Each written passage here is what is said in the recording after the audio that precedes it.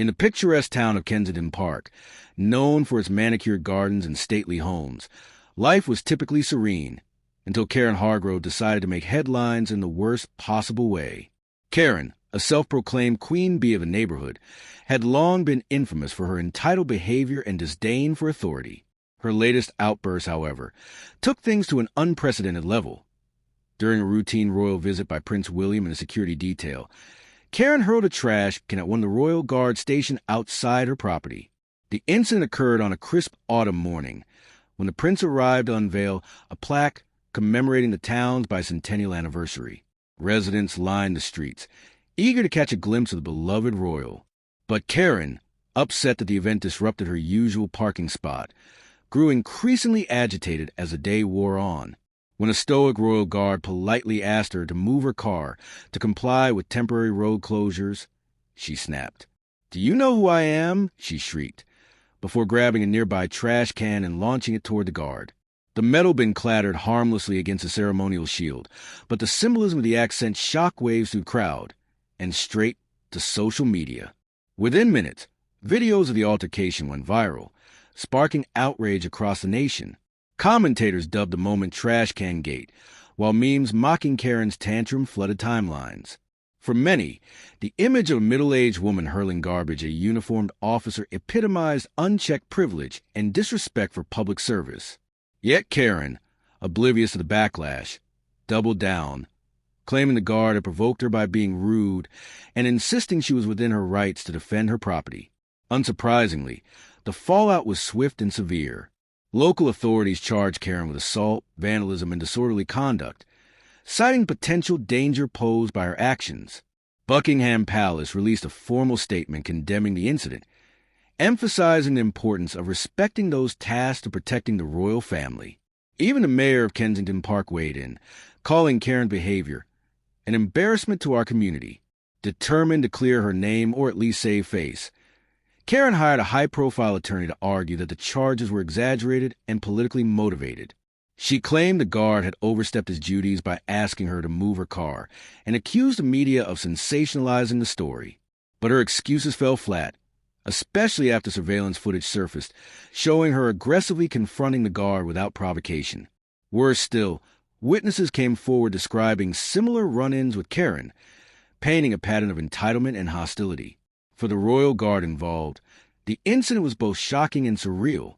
Corporal James Harper, a decorated veteran with years of service under his belt, described the moment as humbling yet infuriating. While he remained composed throughout the ordeal, he admitted feeling disheartened by the lack of respect shown to him and his colleagues. "We're here to serve and protect," he told reporters during a brief interview. But moments like this remind us how some people take that for granted. As news of the charges spread, neighbors began speaking out about Karen's history of bad behavior. One recounted how she once called the police on a child selling lemonade because the stand blocked her driveway. Another shared stories of her berating delivery drivers and threatening lawsuits over trivial matters. These anecdotes painted a picture of someone whose sense of entitlement knew no bounds, a stark contrast to the quiet dignity of the royal guard she had attacked. Yet amidst the chaos, there was also an opportunity for reflection. Community leaders seized the moment to address broader issues of civility and respect, organizing workshops on conflict resolution and hosting discussions about the role of public servants in society. For many residents, the incident served as a wake-up call, reminding them of the importance of treating others with kindness, even in moments of frustration. Karen, meanwhile, found herself increasingly isolated. Friends distanced themselves, fearing association with her growing infamy. Businesses refused to serve her, citing concerns about negative publicity. And as court dates loomed, she realized the gravity of her actions, not just legally but socially. What had started as a petty grievance had spiraled into a national scandal, leaving her reputation in tatters and her future uncertain. For Corporal Harper and the rest of the royal entourage, the incident underscored the challenges faced by those in uniform. It also highlighted the resilience required to maintain composure in the face of adversity. As they prepared to leave Kensington Park, the prince himself paused to thank the guard publicly, praising his professionalism and dedication. It was a small gesture, but one that resonated deeply with everyone watching, including Karen, who now faced the daunting task of cleaning up the mess she had created. Karen Hargrove's day in court arrived amid a media frenzy, with reporters and cameras stationed outside the courthouse, hoping to catch a glimpse of the woman who had become synonymous with entitled outrage. Inside, the atmosphere was tense as Karen sat beside her high-powered attorney, clutching a designer handbag and wearing an expression that oscillated between defiance and thinly veiled panic. Across the aisle, Corporal James Harper stood tall in a ceremonial uniform, flanked by representatives from Buckingham Palace and local law enforcement. This wasn't just a trial, it was a reckoning. The prosecution wasted no time laying out its case, presenting irrefutable evidence of Karen's actions. Surveillance footage clearly showed her picking up the trash can, shouting obscenities, and hurling it at Corporal Harper. Witnesses testified about her escalating behavior leading up to the incident, including her refusal to comply with basic instructions and her aggressive demeanor. One neighbor even recounted how Karen had previously threatened legal action against anyone who dared question her authority, a pattern of intimidation that painted her as someone accustomed to get her way through fear rather than reason. Karen's defense team attempted to downplay the severity of the incident, arguing that it was a momentary lapse in judgment fueled by stress. They portrayed her as a misunderstood figure, claiming she had simply been protecting her property and didn't intend to harm anyone. But their arguments rang hollow when confronted with the undeniable facts.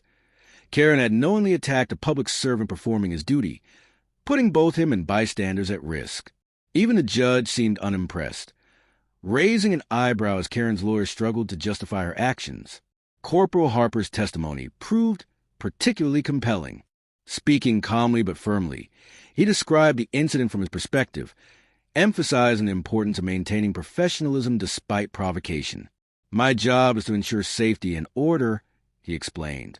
"No matter what happens, I must remain focused on my responsibilities. That doesn't mean I'm immune to frustration or disappointment, but it does mean I can't let emotions dictate my response." His words resonated deeply with the jury, many of whom nodded in agreement as he spoke. Perhaps the most damning moment came when the prosecution introduced internal communications from Karen's own HOA board, revealing a history of complaints filed against her by neighbors. These documents detailed numerous instances of verbal abuse, threats, and attempts to manipulate rules for personal gain. One email chain included a desperate plea from a former board member asking colleagues to intervene before Karen caused irreparable damage to the community. Taken together, these records painted a damning portrait of someone whose sense of entitlement had spiraled out of control. Outside the courtroom, public opinion remained firmly against Karen. Social media campaigns mocking her antics gained traction, with hashtags like #TrashCanQueen trending nationwide. Late-night comedians couldn't resist poking fun at the scandal, further humiliating her. Meanwhile, Kensington Park residents rallied around Corporal Harper, organizing fundraisers to support his legal costs and hosting events to honor his service. At one such gathering, a neighbor presented him with a plaque engraved with the words "Guardian of Dignity," symbolizing the respect he had earned not just locally but across the country. As the trial progressed, Karen's bravado began to crumble. Once confident in her ability to intimidate others into submission, she now faced consequences far beyond anything she had anticipated. Fines mounted, legal fees piled up, and her reputation lay in ruins. When called to testify, she stumbled over her answers, contradicting earlier statements and appearing increasingly flustered. Her attempts to deflect blame onto the guard only made her seem more unreasonable, alienating even those few supporters still willing to defend her. When the verdict finally came down, it was everything prosecution had hoped for and more. The judge ruled unequivocally in favor of accountability, sentencing Karen to community service, mandatory anger management classes, and a substantial fine. Additionally, she was ordered to issue a public apology to Corporal Harper and the royal family, acknowledging the gravity of her actions. Perhaps most humiliatingly, she was required to personally clean up litter in Kensington Park every Saturday for 6 months, a symbolic gesture meant to remind her of the very trash she had weaponized. For Corporal Harper, the ruling was vindication, not just for himself, but for all public servants who put themselves on the line daily to protect others. As he left the courthouse surrounded by well-wishers, he expressed gratitude for the outpouring of support. "This isn't about me," he said humbly. It's about standing up for respect and civility. We're all better off when we treat each other with dignity. Karen, meanwhile, retreated from public view, humiliated and defeated. Friends noted she seemed quieter, less confrontational, though whether this marked genuine change or mere survival tactics remained unclear. For the first time in years, she appeared vulnerable, forced to confront the reality that power and privilege could no longer shield her from accountability. With justice served, Kensington Park began the process of healing. Neighbors who had once feared crossing Karen now felt empowered to speak out against similar behaviors elsewhere. Community meetings drew record attendance, with discussions focusing on fostering kindness and mutual respect. Slowly but surely, fences began mending, replaced by shared purpose and renewed optimism. And as Karen prepared to pick up her first piece of litter the following Saturday, residents gathered to watch, not out of malice, but as a reminder that everyone, regardless of status, must take responsibility for their actions. The weeks following the trial marked a turning point not only for Karen Hargrove, but also for the entire town of Kensington Park. Sentenced to 6 months of community service, mandatory anger management classes, and public apologies, Karen faced a daunting task: rebuilding her reputation while confronting the consequences of her actions. What began as a humiliating punishment slowly transformed into an unexpected opportunity for growth and redemption. Every Saturday morning, Karen donned gloves and a neon safety vest, joining local volunteers in cleaning up litter around Kensington Park. At first, she approached the chore with visible reluctance, muttering under her breath and avoiding eye contact with passers-by. But as days turned into weeks, something remarkable happened. Residents who had once dismissed her as entitled and unapproachable began noticing subtle changes. She started greeting people with hesitant smiles, thanking those who offered words of encouragement, and even initiating conversations about how to improve communal spaces. It was clear that picking up trash wasn't just tidying up streets. It was humbling her pride. Her participation in anger management classes further accelerated this transformation. Facilitated by a compassionate counselor named Lisa Monroe, the sessions forced Karen to confront the root causes of her behavior: deep-seated insecurities, a fear of losing control, and years of unchecked privilege. For the first time in her life, Karen listened instead of lashing out.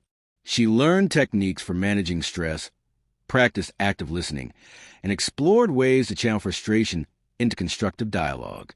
By the end of the program, she admitted, albeit grudgingly, that much of her hostility stemmed from feeling disconnected from the community she claimed to care so deeply about.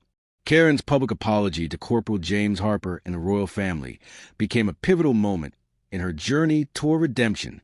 Standing before a packed town hall meeting, she read a heartfelt statement acknowledging the harm she had caused. "I acted impulsively and disrespectfully," she said, her voice trembling. "What I did was wrong, and I am truly sorry. Not just to Corporal Harper, but to everyone who witnessed my behavior. I hope to earn back your trust through action, not words." Her sincerity surprised many, including Corporal Harper himself, who accepted her apology graciously, emphasizing the importance of forgiveness and second chances. Word of Karen's efforts spread quickly, earning cautious approval from neighbors who had once written her off as irredeemable. Some joined her during cleanup events, bonding over shared goals of beautifying their town. Others invited her to community meetings, encouraging her input on projects ranging from park renovations to holiday parades. Slowly but surely, Karen transitioned from being a source of division to becoming part of the solution, a testament to the power of accountability and humility. Meanwhile, Kensington Park flourished under renewed civic engagement. Inspired by Karen's example, however reluctant, residents launched initiatives aimed at fostering kindness and collaboration. A Neighbor Appreciation Day celebrated acts of generosity, while workshops on conflict resolution taught valuable skills for navigating disagreements peacefully. Even Corporal Harper returned to the town periodically, participating in outreach programs designed to bridge gaps between law enforcement and communities. His presence served as a reminder of the dignity and respect that should define human interactions. For Karen, the experience fundamentally reshaped her worldview. No longer obsessed with asserting dominance, she embraced a quieter, more meaningful role within the neighborhood. She volunteered regularly at the local food bank, mentored troubled teens struggling with anger issues, and advocated for policies supporting mental health awareness. While some scars of the past remained, lingering whispers behind her back, occasional cold shoulders, she understood they were consequences of her own making, and rather than resent them, she used them as motivation to continue improving.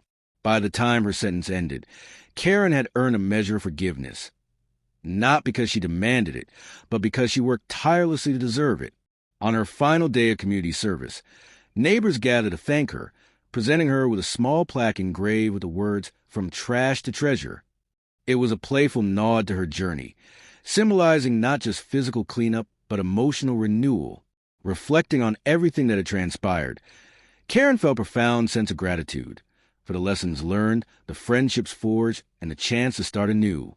Yes, the road had been long and fraught with challenges, but through adversity, she discovered strength, not just in herself, but in the resilience of those around her.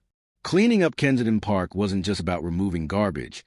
It was about restoring harmony, bridging divides, and proving that even the messiest mistakes could lead to beautiful transformations. As she walked home that evening, greeted warmly by neighbors she had once alienated, Karen smiled softly. The battle may have ended, but the story was far from over. Together, they had embarked on a new chapter, one rooted in hope, humility, and the unshakable belief that change is always possible.